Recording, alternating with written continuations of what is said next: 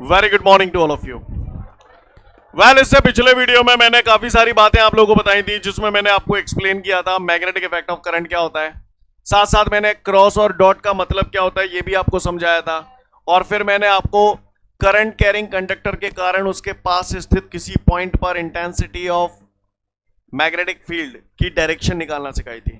Direction निकालने के लिए मैंने 3 रूल बताए थे, जिसमें से मैंने बताया था एक मैक्सवेल और कॉर्कस्क्रू रूल होता है, दूसरा एम्पियर स्विमिंग रूल होता है, तीसरा राइट हैंड पाम रूल होता है। और राइट हैंड पाम रूल को हम लोग कैसे अप्लाई करते हैं ये भी मैंने आपको सिखाया, राइट। आज हम लोग इसी कड़ी में अब आगे बढ़ने जा रहे हैं, तो गौर से देखिएगा सभी लोग, ठीक है। आज हम लोग देखने जा रहे हैं बायो सेवर्ट लॉ। क्या? Bio Savart law. Bio Savart एक सिंगल नाम नहीं है, ये 2 अलग अलग लोगों के नाम है, बायो और सेवर्ट। क्लियर? बायो और सेवर्ट ने मिलकर एक लॉ दिया था जिसे हम लोग बायो सेवर्ट लॉ के नाम से जानते हैं। इसमें लैपलेस का भी रोल है, तो इसलिए हम लोग इसे लैपलेस लॉ भी बोलते हैं। तो बस आप लोग ध्यान से सुनिएगा क्या कहानी है, ठीक है। इससे पहले कि मैं कोई कहानी आपको सुनाऊं, बायो सेवर्ट बताऊं, एक छोटी सी बात जो मैं आप लोगों से जानना चाहता हूं, क्योंकि ये बात मैं ऑलरेडी आपको बता चुका हूं चैप्टर नंबर 1 में, जब मैंने आपको इंटीग्रेशन और डिफरेंशियल पढ़ाए थे। क्लियर? मैंने आपको बताया था, याद करो, जैसे ये एक सर्कल है जिसका एरिया ए है, ऐसा मैं आपसे कह रहा हूं। क्लियर? ये एक सर्कल है जिसका एरिया ए है। अगर ये चीजें मैंने आपको जो पढ़ाई थी ना, अगर आपको याद हो तो इलेक्ट्रिक फ्लक्स में पढ़ाई थी। ये सर्कल है, इसका एरिया ए है, अगर मुझे इस पर कोई बहुत छोटा सा एरिया कंसीडर करना है तो इसे आप क्या बोलते थे? D A. यानी आपने कहीं ना कहीं जाने अनजाने इस एरिया का डिफरेंशियल कर दिया है ना। डी ए का मतलब बहुत small amount of area. Clear? किसी भी चीज से पहले अगर डी लग जाता है इसका मतलब बहुत स्मॉल क्वांटिटी की बात हो रही है, राइट। इसी तरीके से ये भी एक छोटा सा एरिया है, इसको भी डी ए ही बोलेंगे। अब मैं ऐसे छोटे छोटे बहुत सारे डीए बना दूं और इसको पूरा चकाचक भर दूं और फिर इन सारे डीएस को जोड़ूं, है ना, ऐसे करके बहुत सारे होंगे ये, तो मैंने डॉट डॉट डॉट लगा दिया, तो ये बराबर किसके आएगा? एक है। अच्छा, इन सबको शॉर्ट फॉर्म में लिखने का तरीका था 9th-10th में आप लोग ऐसे लिखते थे, सिग्मा डी है। बोलो भैया, सिग्मा का मतलब इन सभी का सम बराबर है। अब आप 11th-12th में आ गए तो सिग्मा को आप ऐसे बना देते हो, इंटीग्रेशन। यस और नो? तो इंटीग्रेशन और डी ए बराबर ए। आपने इंटीग्रेशन का सबसे पहला फॉर्मूला यही पढ़ा था जब मैंने पढ़ाया था, तब इंटीग्रेशन और dx is equal to x, ऐसे इंटीग्रेशन और dA बराबर a। तो आप मुझे एक बात बताओ, इंटीग्रेशन काय के लिए करते हैं? टोटल निकालने के लिए। जब भी हमें टोटल निकालना होता है वी ऑलवेज डू इंटीग्रेशन, और बहुत बड़े टुकड़े में से कोई छोटा सा टुकड़ा अलग करना होता है तो डिफरेंशियल। सही बोल रहा हूं? बात समझ में आ रही है सभी को? अच्छी बात है। तो कुल मिला के बात ये, यहां पर हम लोग यही करने जा रहे हैं। क्लियर है? यहां पर आप बायो सेवर्ट लॉ पढ़ेंगे। बायो सेवर्ट लॉ में हम लोग क्या करेंगे, एक स्मॉल एलिमेंट के कारण किसी पॉइंट पर मैग्नेटिक फील्ड निकालेंगे। कैसे निकालेंगे भी बताऊंगा। और फिर अगर टोटल का निकालना होता है तो हम लोग इंटीग्रेशन कर देते हैं। सारी चीजें तेल लेने अभी समझ नहीं आएगा, अब तो बोर्ड पे देखते चलो। हम लोग शुरुआत कर रहे हैं बायो सेवर्ट लॉ की। एक और बात, इससे पहले कि बायो सेवर्ट लॉ पढ़ाऊं, ये फॉर्मूला घोंट के पी जाओ। डीबी बराबर mu 0 upon 4 pi IDL sine theta upon R square. कोई भी बायो सेवर्ट लॉ बोले तो भैया बायो सेवर्ट लॉ का फॉर्मूला ये है, डीबी बराबर mu 0 upon 4 pi IDL sine theta upon R square. बिल्कुल टकाटक याद होना चाहिए। मतलब ये मान लो ये फॉर्मूला याद है तो ये क्वेश्चन निपट गया, कुछ बचा नहीं इसमें, ठीक है ना। तो सारे काम हम इसी से करेंगे, ये हमारे लिए एक चिट की तरह काम करता है। कैसे करता है अभी आपको पता चलेगा, तो केवल बोर्ड पे नजर रखिए। ये मैंने एक कंडक्टर बना दिया। क्या बना दिया? कंडक्टर को मैंने नाम दे दिया mn। कुछ भी दे सकते हैं जो आपकी इच्छा हो, मैंने mn नाम दे दिया। अभी ये कंडक्टर है, क्या अभी इसमें करंट फ्लो हो रहा है? यानी ये अभी करंट कैरिंग कंडक्टर नहीं है। अब मैंने अगर इसमें से करंट पास कर दिया तो ये क्या बन गया? Now it is current carrying conductor. क्या है ये? अब जाहिर सी बात है, हमें मालूम है किसी भी कंडक्टर में या किसी भी वायर में करंट फ्लो किया जाता है तो चारों तरफ मैग्नेटिक फील्ड पैदा हो जाता है। तो भैया ये करंट कैरिंग कंडक्टर है, इसके कारण मुझे इसके पास स्थित किसी पॉइंट पर मैग्नेटिक फील्ड फाइंड आउट करना है। क्लियर है? तो पहले तो आप बताओ, करंट ऐसे बह रहा है, इस पॉइंट पर मैग्नेटिक फील्ड की डायरेक्शन निकालनी है, कैसे होगी? हाथ बना दो, हाथ, अपन तो हाथ समझते हैं। समझ गए सब लोग? जो लोग एक दूसरे का देख के हाथ बना रहे हैं, सॉरी टू से, ये चैप्टर में ऐसी वाट लगेगी आपकी, आप संभाल नहीं पाओगे अपने आप को, है ना। तो भैया करंट ऐसे जा रहा है, पॉइंट इस तरफ है, तो मैग्नेटिक फील्ड की जो डायरेक्शन होगी वो पाम के perpendicular to the open palm, यानी क्रॉस या डॉट, क्रॉस। पल्ले पड़ता है सभी को, तो ये मैंने बना दिया क्रॉस। तो क्रॉस क्यों आया, बात समझ में आई? तो लिसन एवरीवन, इस करंट कैरिंग कंडक्टर के कारण इस पॉइंट पर मैग्नेटिक फील्ड निकालनी है। करंट कैरिंग कंडक्टर तो बहुत बड़ा है, तो हमने सबसे पहले क्या किया, इस पर हमने एक स्मॉल एलिमेंट कंसीडर कर लिया, एक छोटा सा टुकड़ा कंसीडर कर लिया, इसको नाम दे दिया ए बी। क्या नाम दे दिया? A B. और इसकी लंबाई मैंने मान ली DL। क्या मान ली? DL का मतलब मैंने इस पूरे करंट कैरिंग कंडक्टर पर एक स्मॉल एलिमेंट कंसीडर कर लिया DL। क्लियर? इस करंट कैरिंग कंडक्टर के कारण इसके पास स्थित किसी पॉइंट पर मैग्नेटिक फील्ड का जो फॉर्मूला है ये बायो सेवर्ट ने दिया था, that was dB is equal to μ0/4π IDL sin theta upon r²।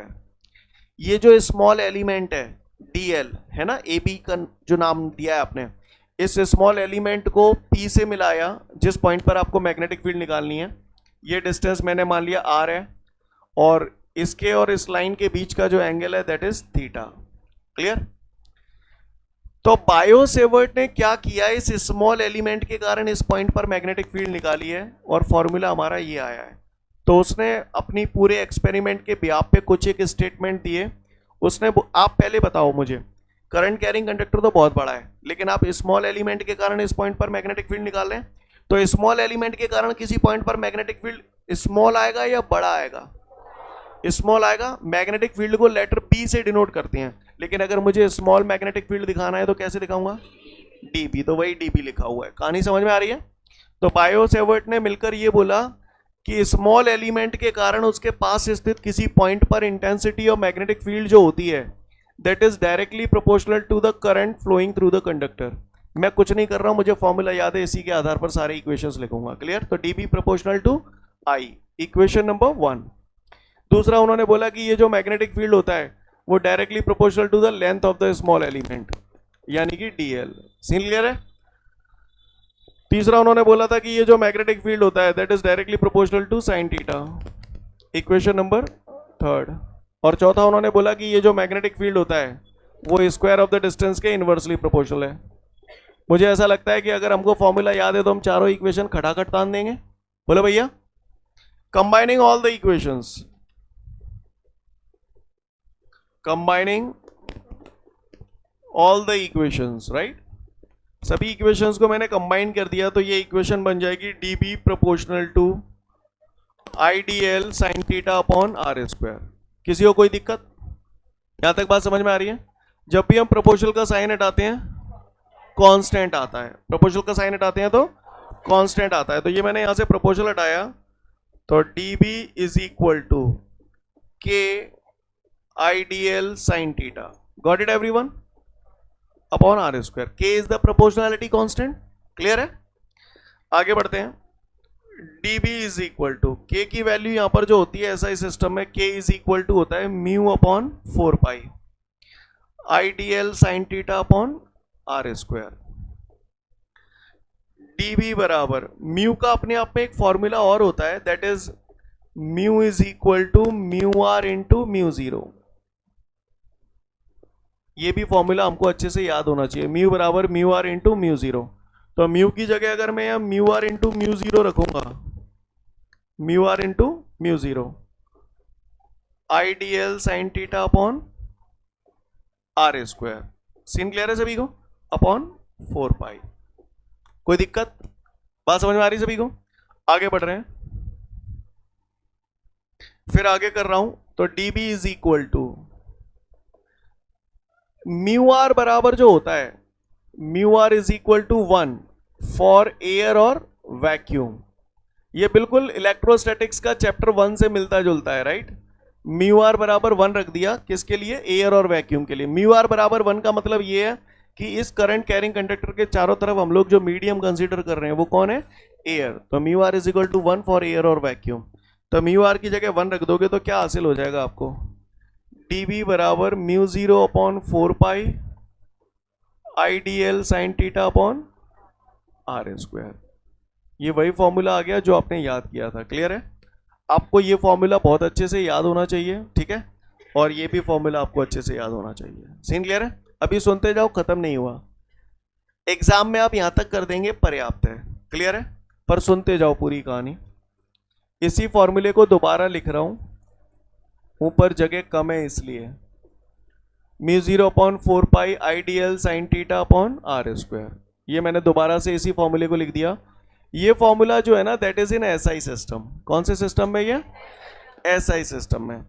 तो जैसे आप लोग लेंथ की यूनिट नापते हो, मीटर नापते हो ना, इसी तरीके से मैग्नेटिक फील्ड को हम लोग जो नापते हैं, इसकी जो यूनिट होती है, एक होती है टेस्ला। क्या? साइंटिस्ट के नाम पर बेस्ड है, आपको याद ही करनी पड़ेगी, क्लियर। एसआई सिस्टम में इंटेंसिटी ऑफ मैग्नेटिक फील्ड का यूनिट होता है, एक होता है टेस्ला, दूसरा होता है weber per metre square. Weber per metre square, weber को हम लोग सिंपल डब्ल्यू से भी लिख सकते हैं, वेबर पर मीटर स्क्वायर। और तीसरा होता है न्यूटन की अम्मा, Newton per ampere metre, clear है, न्यूटन पर एम्पियर मीटर, याद रहेगा आपको, क्लियर। ये वाली यूनिट और ये वाली यूनिट, ये आपको याद करने की जरूरत नहीं है। फिजिक्स में हम जैसे जैसे आगे बढ़ेंगे आपको दोनों यूनिट समझ में आ जाएंगी। ये वाली यूनिट इसी चैप्टर में आगे समझ में आएगी, और ये वाली जो यूनिट है, चैप्टर पढ़ाऊंगा इलेक्ट्रोमैग्नेटिक इंडक्शन, उसमें पहले दिन जब मैग्नेटिक फ्लक्स पढ़ाऊंगा वहां समझ में आएगा आपको, क्लियर है। बाकी का टेस्ला आपको याद ही करनी पड़ेगी, क्लियर है। ये फॉर्मूला सब लिखा है आपके नोट्सों में, घबराने की जरूरत नहीं है, परेशान ना हो, इधर उधर सब मिलेगा आपको, ठीक है। एसआई सिस्टम में ये हो गई। सीजीएस सिस्टम में इसी फॉर्मूले को हम लोग ऐसे लिखते हैं। आपको याद है इलेक्ट्रोस्टैटिक्स आपने पढ़ा था, एसआई सिस्टम से सीजीएस सिस्टम में कन्वर्ट करते थे तो 1/4πε0 हटा देते थे। 1/4πε0 एक कांस्टेंट टर्म होता था। ऐसे ही यहां पर बेटा म्यू 0/4π जो है ना, वो एक कांस्टेंट टर्म होता है, और इसकी वैल्यू फिक्स होती है, जो हमें बिल्कुल चकाचक याद होनी चाहिए, 10⁻⁻7 न्यूटन पर एम्पियर स्क्वायर। ये फिक्स वैल्यू है, कांस्टेंट टर्म है, याद होना चाहिए। एसआई से सीजीएस में कन्वर्ट करते हैं तो ये म्यू 0/4π हट जाता है, तो फाइनली हमारा क्या बचेगा, डीबी बराबर I D L sine theta upon R square. आपको बात समझ में आ रही है? सीजीएस सिस्टम में मैग्नेटिक फील्ड का जो यूनिट होता है वो या तो होता है गॉस या फिर होता है ऑरस्टेड, क्लियर। गॉस साइंटिस्ट का नाम है, अब आप पढ़ चुके हो गॉस थ्योरम। ऑरस्टेड साइंटिस्ट का नाम है क्योंकि कल आपने ऑरस्टेड एक्सपेरिमेंट भी पढ़ा था, क्लियर है। ये याद करनी पड़ेगी, ये भी याद करनी पड़ेगी, ये भी याद, ये वाला याद करना पड़ेगा टेस्ला। ये कहां से आए ये आपको समझ में आएगा भविष्य में, क्लियर है। आगे बढ़ता हूं। ऐसा यहां तक आप एग्जाम में कर देना पर्याप्त है, क्लियर है, पर बाकी का पता होना चाहिए कि एसआई से सीजीएस में कन्वर्ट करते हैं तो ये कहानी आ जाती है। यहां तक किसी को कोई दिक्कत? सीन क्लियर है सभी को? सुनते जाओ ध्यान से। आपको यहां पर मालूम है डीबी क्या है, मैग्नेटिक फील्ड है ना, small amount of magnetic field. आप लोग समझते हो म्यू 0/4π की वैल्यू फिक्स है, 10⁻⁻7 newton per ampere square. I current आप जानते हो, डीएल स्मॉल एलिमेंट की लेंथ है, थीटा ये एंगल है यहां पर डीएल और आर के बीच का, और यहां पर आर जो है वो डिस्टेंस है। सीन क्लियर है सभी को? अब यहां पर मुद्दा ये है कि ये चीजें क्या है, इन पे हम लोग थोड़ा सा फोकस करते हैं, ठीक है जी। तो इन पे फोकस करने के लिए मैं चैप्टर 1 के कूलाम्स लॉ पे जाना चाहूंगा।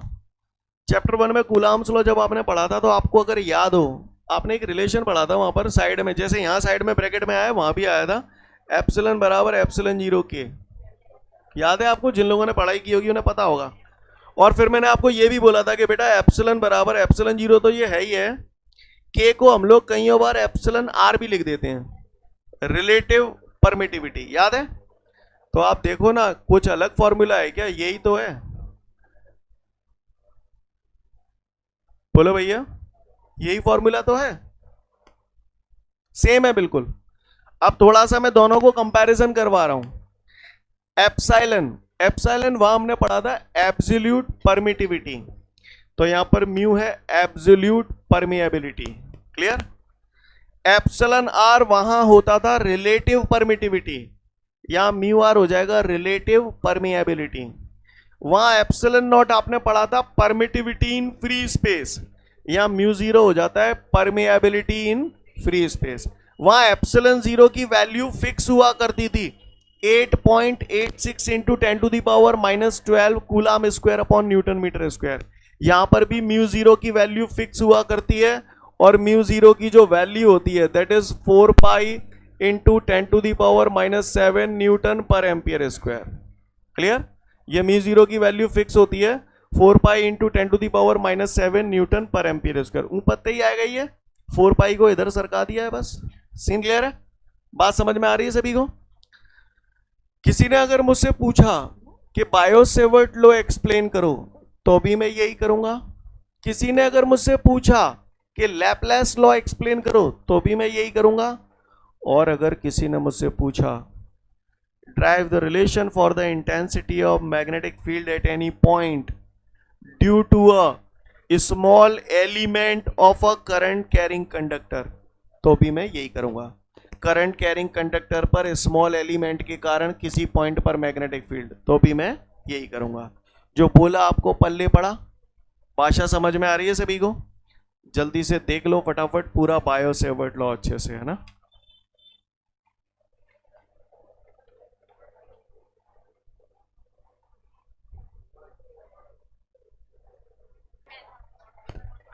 इसके बाद हमारे सामने अगला क्वेश्चन है, find the unit of mu zero. Mu zero बोले तो permeability in free space.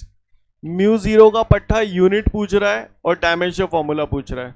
Unit आपके सामने रखी तो है, mu zero Newton per ampere square. बोलो भैया ये वैल्यू याद है मुझे, तो मैं नहीं लिख सकता। यूनिट क्या हो गई? Newton per ampere square. ये तो यूनिट हो गई Newton per ampere square. Clear? Dimensional formula पूछ रहा है, तो भैया न्यूटन हमें मालूम है फोर्स होता है। फोर्स का डायमेंशन फॉर्मूला आप बताओ। MLT -2, एम्पियर स्क्वायर ऊपर ले जाऊंगा तो A-2। कौन आ गया? ये डायमेंशन फॉर्मूला। क्लियर है? तो किसी ने पूछ लिया म्यू जीरो की यूनिट क्या होती है, तो बता देंगे न्यूटन पर एम्पियर स्क्वायर, और डायमेंशन फॉर्मूला क्या होता है? MLT -2 A-2। क्लियर है? बात समझ में आ रही है सभी को? देख लो फिर आगे बढ़ूंगा। अगला क्वेश्चन है डिफाइन यूनिट ऑफ करंट। तो भैया यूनिट ऑफ करंट क्या? तेल लेने।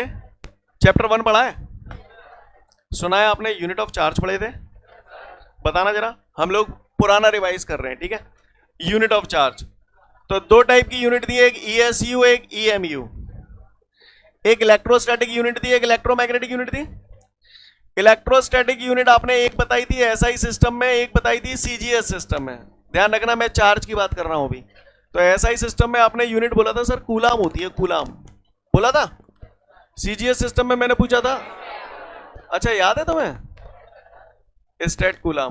और आपने कूलाम और स्टेट कूलाम के बीच में एक रिलेशन भी पढ़ा था, अगर आपको याद हो तो। 1 coulomb is equal to 3 × 10⁹ state coulomb. बोलो भैया, कजू गलत कह दी मैंने? अच्छा, इलेक्ट्रोमैग्नेटिक यूनिट आपने जो लोगों ने जो पढ़ी थी दैट वाज एब कूलाम, याद है आपको? और आपने एक रिलेशन भी पढ़ा था, 1 एब कूलाम बराबर 10 कूलाम। 1 एब कूलाम बराबर 10 कूलाम, ऐसा बताया था आपको? यस और नो?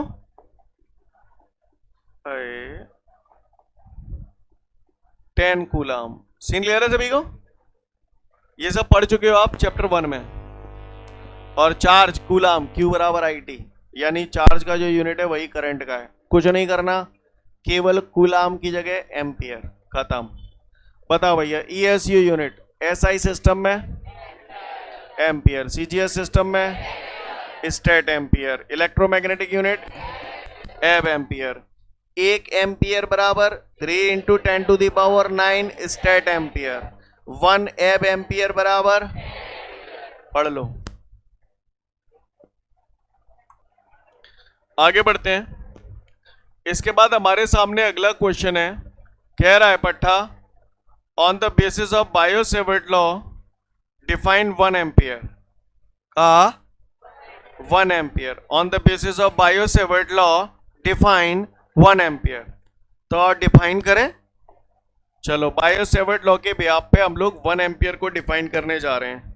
देखते हैं भैया। वैसे बायो-सेवर्ट लॉ का फॉर्मूला क्या है पता है आप लोगों को? हाँ, हम सब लोग जानते हैं बायो सेवर्ट लॉ का फॉर्मूला, जानते हैं कि नहीं जानते? हमने पढ़ा है, हमने पढ़ा है। बायो सेवर्ट लॉ का formula mu 0/4 pi ideal sine theta upon R square. यारो एक गड़बड़ हो रही है। इससे पहले कि मैं इस क्वेश्चन को शुरू करूं, मैं थोड़ा सा कुछ और कहना चाहता हूं, ठीक है? 1 मिनट रुक जाओ।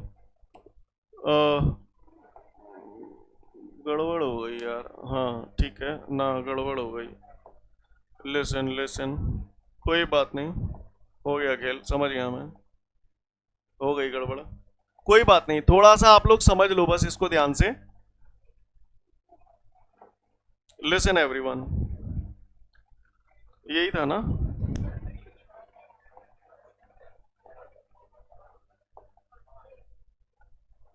लिसन एवरीवन, कुछ कहना चाहता हूं या थोड़ा सा सुन लो मुझे, क्योंकि इसकी गाज इलेक्ट्रोमैग्नेटिक इंडक्शन पढ़ाऊंगा तब गिरेगी। क्लियर? अभी मैंने 2 मिनट पहले बायो सेवर्ट लॉ पढ़ाया था, तो हमारा रिलेशन प्रूव कर करा के ये आया था। इसके जस्ट पहले जो स्टेप था वहां पर आपने लिखा था म्यू आर बराबर 1 फॉर एयर और वैक्यूम, लिखा था।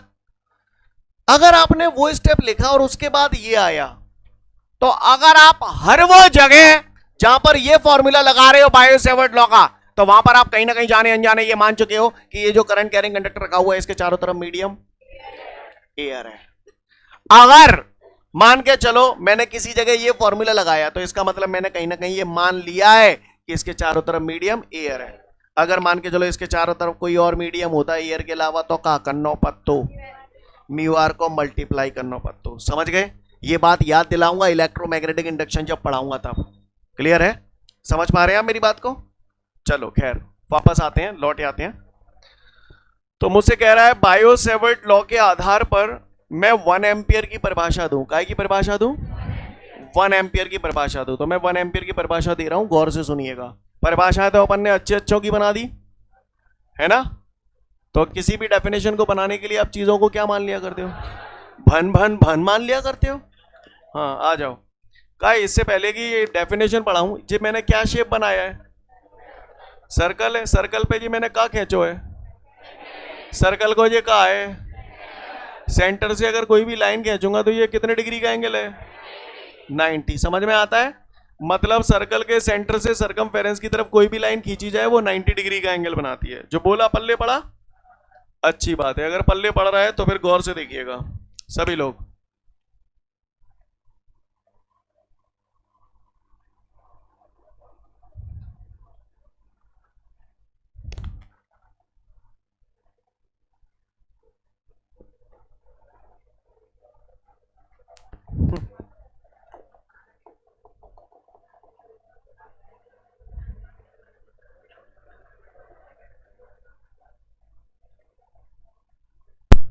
लिसन एवरीवन, सब लोग ध्यान से सुनना। मैंने यहां पर एक सर्कुलर आर्क लिया है, ठीक है? जरूरी नहीं है सेमी सर्कल ही लूं, मैंने एक सर्कुलर आर्क ले लिया। इस सर्कुलर आर्क का ये क्या है? सेंटर। इस सर्कुलर आर्क में ये क्या बह रहा है? करंट बह रहा है। मैंने मान लिया 1 एम्पियर का करंट बह रहा है। कितने एम्पियर का करंट बह रहा है? किसी भी डेफिनेशन को बनाने के लिए आप चीजों को 1 1 1 मान लिया करते हैं। मैं यहां पर सारी चीजों को 1 मानना हूं। आई बराबर मैंने कितना मान लिया? 1 एम्पियर। ठीक है भैया, ये हो गया। डीएल बराबर 1 मीटर मान लिया। हेलो, यानी ये जो सर्कुलर आर्क है इस पूरे की लेंथ मैंने कितनी मान ली? डीएल बराबर 1 मीटर। ये पूरा डीएल बराबर 1 मीटर। सीन क्लियर है सभी को? कोई दिक्कत? बात समझ में आ रही है? अच्छी बात है। माइंड इट, ये यहां से मैंने सेंटर की तरफ लाइन खींची तो ये कितने डिग्री का एंगल बना रहा होगा? 90 डिग्री का एंगल बना रहा होगा। बोलो भैया, यस और नो? अच्छी बात है। तो थीटा कितना हो गया? 90 डिग्री। ये सर्कल की क्या है? रेडियस मैंने कितनी रख दी? 1 मीटर। कितनी है रेडियस? यानी मैंने क्या किया? 1 मीटर लंबा और 1 मीटर रेडियस का एक सर्कुलर आर्क लिया है। बोलो भैया, क्या लिया है मैंने? 1 मीटर लंबा और 1 मीटर रेडियस का एक सर्कुलर आर्क लिया है। अब आप बताओ, इसमें जो करंट बह रहा है, करंट बह रहा है ऐसे, इस पॉइंट पर मैग्नेटिक फील्ड की डायरेक्शन बताओ किधर होगी? हाथ बना दो, हाथ, अपन तो हाथ समझते हैं। हाँ भैया राइट हैंड रूल है। हाँ हाथ बनाओ, दिशा दिख रही है हमें, हाँ बिल्कुल दिशा दिख गई हमें, समझ गए। करंट ऐसे बह रहा है, पॉइंट इधर है, तो क्रॉस या डॉट, क्रॉस पाम के परपेंडिकुलर आएगा। क्रॉस क्यों बना, समझ में आई बात? बोलो भैया, क्रॉस काय को रिप्रेजेंट करता है? Invert direction. काय की डायरेक्शन है ये? मैग्नेटिक फील्ड की, यानी यहां पर मैग्नेटिक फील्ड पैदा हो रहा है। Mind it. ये सारी वैल्यूज मैंने उठा के इसमें रखी तो नजारा क्या हो जाएगा? डीबी बराबर, बताओ भैया μ0/4 की वैल्यू कितनी होती है? 10⁻⁻7। आई कितना है? 1 लिखूं? डीएल कितना है? 1 लिखूं? आर कितना है? 1 का स्क्वायर 1 ही हो जाएगा, लिखूं? थीटा 90 है, साइन 90 लिखूं? तो डीबी बराबर कितना आ गया? 10⁻⁻7 न्यूटन की अम्मा। नहीं यही बात समझ, Newton per ampere metre. Scene clear है सभी को? कोई कह रहा है कि बायो-सेवर्ट लॉ के आधार पर मैं 1 एम्पियर का डेफिनेशन दूं, तो 1 एम्पियर वो करंट होता है, 1 एम्पियर वो करंट होता है जिसे जब 1 मीटर लंबे और 1 मीटर रेडियस के सर्कुलर आर्क में फ्लो किया जाता है तो वो उसके सेंटर पे 10⁻⁻7 न्यूटन पर एम्पियर मीटर का मैग्नेटिक फील्ड प्रोड्यूस कर देता है। 1 ampere is that current, 1 ampere is that current which when flowing through a circular arc of length 1 meter and radius 1 meter, then it produces a magnetic field of intensity 10⁻⁻7 newton per ampere metre at its center। नहीं यही बात समझ? Again I repeat, ध्यान से सुनो, मैं धीरे धीरे बोल रहा हूं। 1 ampere is that current which when flowing through a circular arc of length 1 meter and radius 1 meter, then it produces a magnetic field of intensity 10⁻⁻7 newton per ampere metre at its center। Scene clear है सभी को? किसी को कोई दिक्कत? वापस एक बार फिर से रिपीट कर रहा हूं। 1 ampere is that current which when flowing through a circular arc of length 1 meter and radius 1 meter, then it produces a magnetic field of intensity 10⁻⁻7 newton per ampere metre at its center। 1 ampere वो current होता है जिसे जब 1 metre लंबे और 1 metre radius के circular arc में flow किया जाता है तो वो उसके सेंटर पे 10⁻⁻7 न्यूटन पर एम्पियर मीटर का मैग्नेटिक फील्ड प्रोड्यूस कर देता है। समझ गए? क्लियर है? इन्वर्टेड कॉमा में जो मैंने बोला है पूरी डेफिनेशन लिखी होगी, सुनूंगा आपसे, 1 से 2 मिनट का समय दिया, पढ़ लो। ठीक है, तो फिर आज के लिए पर्याप्त है, अगले वीडियो में फिर मिलते हैं। जय हिंद।